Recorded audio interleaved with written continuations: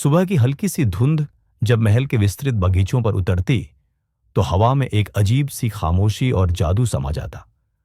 सूरज की पहली किरणें जब हरी भरी घास पर पड़ती तो ओस के बूंद मोती की तरह चमकते और फूलों की महक एक नाजुक पर्दे की तरह हवा को लपेट लेती। ये बगीचे जो महल की शान थे, हर दिन एक सोई हुई दुनिया की तरह जागते। और इन्हीं बगीचों के बीच एक बूढ़ा माली बाबा जाहिद अपनी झुकी हुई कमर और कांपते हाथों से पौधों की सेवा में व्यस्त रहता।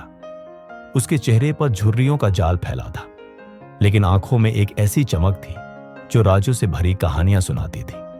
महल के लोग, खादिम, दरबारी, यहां तक कि राजकुमारियां भी उसे बस एक मामूली माली समझते। वे उसके पास से गुजरते, उसे निर्देश देते और कभी कभी उसकी मेहनत की तारीफ भी कर देते, लेकिन कोई भी उसके दिल की गहराई में छुपे तूफान को नहीं जानता था।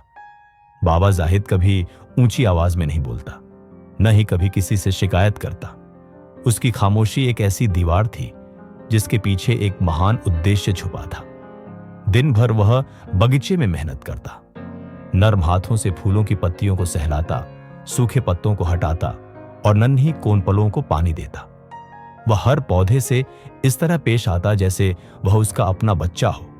बच्चों की तरह वह उनसे बातें करता, उन्हें प्यार से छूता और उनकी खामोश शिकायतों को सुनता। लेकिन जब रात का गहरा पर्दा महल पर छा जाता और चांद की चांदी सी रोशनी बगीचों को नहाती, तो बाबा जाहिद का एक और रूप सामने आता।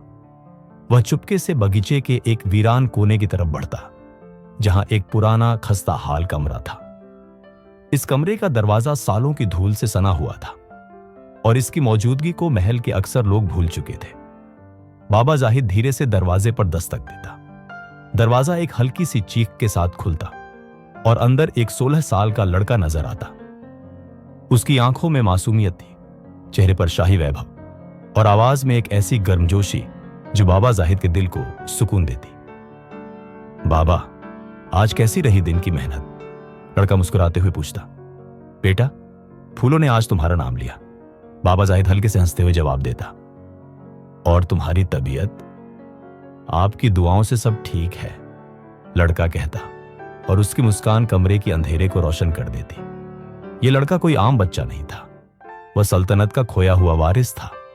वह राजकुमार जिसे सालों पहले महल की साजिशों ने छीन लिया था। कहानी उस समय शुरू हुई जब राजा के छोटे भाई, जो सिंहासन का लालची था, ने एक भयानक साजिश बनाई। उसने राजा के नवजात बेटे को मारने का आदेश दिया ताकि सिंहासन पर उसका कोई प्रतिद्वंदी न रहे। मगर अल्लाह की कुदरत से बाबा जाहिद ने यह साजिश सुन ली। उस समय वह एक मामूली माली नहीं था, बल्कि एक वफादार खादिम था जो राजा के परिवार से गहरी श्रद्धा रखता था। बाबा जाहिद ने अपनी जान की परवाह न की। रात के अंधेरे में जब महल सो रहा था, उसने छोटे राजकुमार को एक टोकरियों में छिपाकर महल से बाहर निकाला। वह उसे बगीचे के उसी खुफिया कमरे में ले आया जो कभी उसके अपने आराम के लिए था। तब से बाबा जाहिद ने अपनी जिंदगी राजकुमार की सुरक्षा और पालन पोषण के लिए समर्पित कर दी।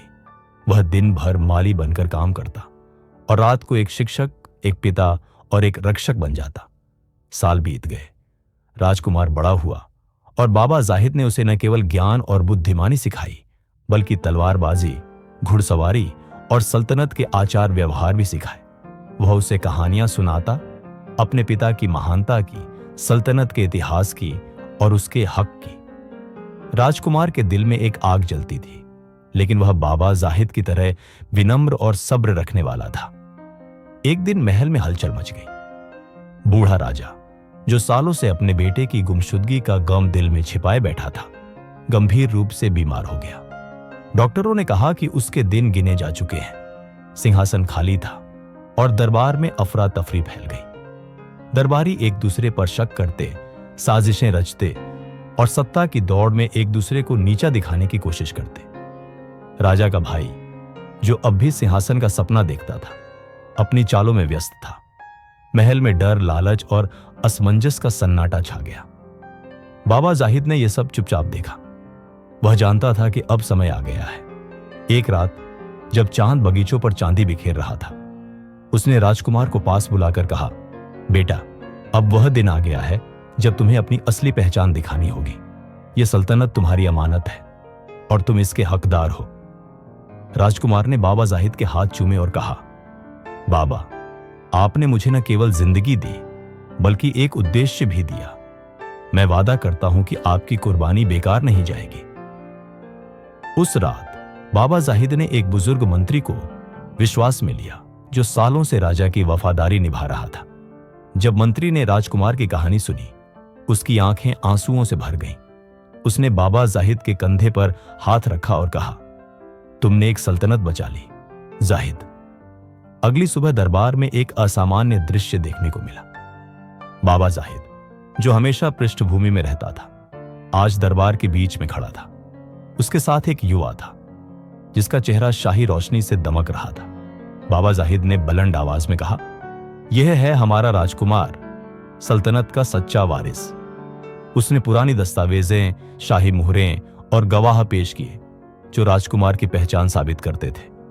दरबार में सन्नाटा छा गया। वे लोग जो बाबा जाहिद को तुच्छ समझते थे, अब शर्म से सिर झुकाकर खड़े थे। राजा का भाई, जिसने सालों पहले साजिश रची थी, डर से कांप रहा था।